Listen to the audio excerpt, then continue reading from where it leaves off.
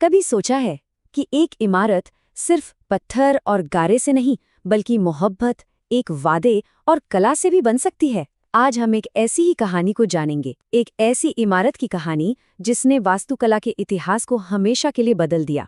तो सवाल ये उठता है कि जब हम ताजमहल के बारे में सोचते हैं तो क्या हमारे जहन में आता है? शायद दुनिया का सबसे खूबसूरत मकबरा, है ना? पर दुनिया को ताजमहल मिलने से पहले उसका आर्किटेक्चरल ब्लूप्रिंट क्या था? आखिर वो कौन सी इमारत थी जिसने आने वाली सदियों की शानदार मुगल वास्तुकला की नींव रखी? और इसका जवाब है हुमायूं का मकबरा। जी हाँ, ताजमहल से करीब करीब 75 साल पहले बना ये स्मारक सिर्फ एक मकबरा नहीं था। ये तो ताजमहल का सीधा पूर्वज था। एक तरह से ये वो पहला खाका था जिसे बाद में और भी ज्यादा भव्य बनाया गया। पर इस शानदार स्मारक के बनने के पीछे किसी बादशाह का हुक्म नहीं था। नहीं, इसकी कहानी तो एक बहुत ही निजी, एक बहुत ही गहरे वादे से शुरू होती है। ये वादा था बेगा बेगम का, सम्राट हुमायूं की पहली पत्नी का। ये उनका ही संकल्प था कि वो अपने पति की याद में दुनिया का सबसे शानदार मकबरा बनवाएंगी। और यही जुनून इस इमारत की असली आत्मा है। और यहाँ एक बहुत ही दिलचस्प बात है, जरा इस टाइमलाइन को देखिए। हुमायूं की मौत हुई 1556 में, लेकिन मकबरे पर काम शुरू हुआ पूरे 13 साल बाद 1569 में।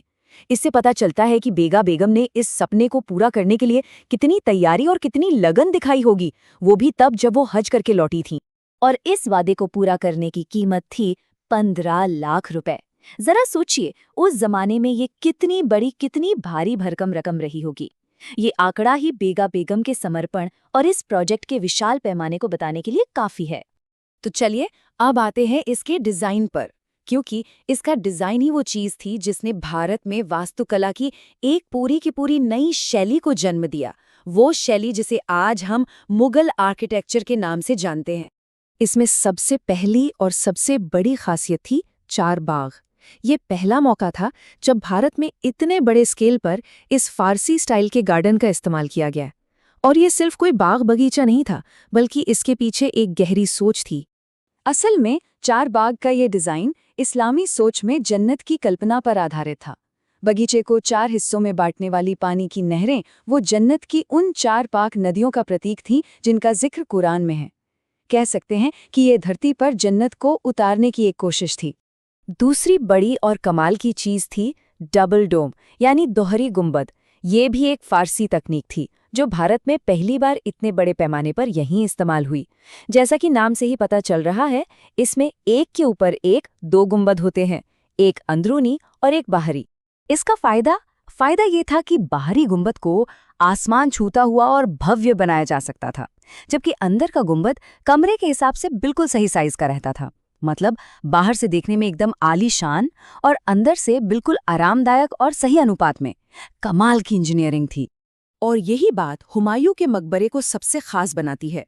ये सिर्फ फारसी स्टाइल की नकल नहीं थी, ये फारसी और भारतीय वास्तुकला का एक बेहद खूबसूरत संगम था। एक तरफ चारबाग और डबल डोम जैसे पर्शियन आइडियाज थे, तो दूसरी तरफ राजस्थानी छतरियां, खूबसूरत जालियां और लाल बलुआ पत्थर जैसे बिल्कुल हिंदुस्तानी तत्व भी इसमें शामिल थे। वक्त के साथ साथ ये मकबरा सिर्फ हुमायूं की याद तक ही सीमित नहीं रहा, इसने एक कहीं ज्यादा बड़ी भूमिका निभाई। इसे मुगलों का शयनागार या डॉर्मेट्री ऑफ द मुगल्स कहा जाने लगा। क्यों? क्योंकि यहाँ धीरे धीरे पूरे मुगल राजवंश के लोगों को दफनाया जाने लगा। इस कॉम्प्लेक्स में सिर्फ हुमायूं और बेगा बेगम ही नहीं, बल्कि दारा शिकोह जैसे राजकुमारों और शाही परिवार के 100 से भी ज्यादा लोगों को दफनाया गया। तो असल में ये एक मकबरा कम और पूरे मुगल खानदान का एक तरह से शाही कब्रिस्तान ज्यादा बन गया। लेकिन इसका इतिहास हमेशा इतना शानदार नहीं रहा। एक वक्त आया जब 18वीं सदी में इसे लूटा गया, इसकी अनदेखी हुई। 1857 के विद्रोह के बाद तो इसे एक रिफ्यूजी कैंप बना दिया गया। पर फिर 2000 के दशक में आगा खान ट्रस्ट ने इसकी पुरानी शान को लौटाने का बीड़ा उठाया, और तब जाकर इसे वो सम्मान मिला जिसका ये हमेशा से हकदार था। और आखिरकार 1993 में यूनेस्को ने इसे वर्ल्ड हेरिटेज साइट का दर्जा दिया। पर क्यों? 2 बहुत ही खास वजहों से। पहली, क्योंकि इसी ने ताजमहल जैसी महान इमारतों को सीधी प्रेरणा दी, और दूसरी क्योंकि ये भारतीय उपमहाद्वीप में अपनी तरह का पहला और सबसे बेहतरीन गार्डन टूम्ब यानी बगीचे वाला मकबरा था। तो हुमायूं का मकबरा सिर्फ पत्थर और संगमरमर की एक इमारत नहीं है, ये एक पत्नी के प्यार की कहानी है, एक नए आर्किटेक्चरल दौर की शुरुआत की कहानी है और एक पूरे राजवंश की विरासत की कहानी है।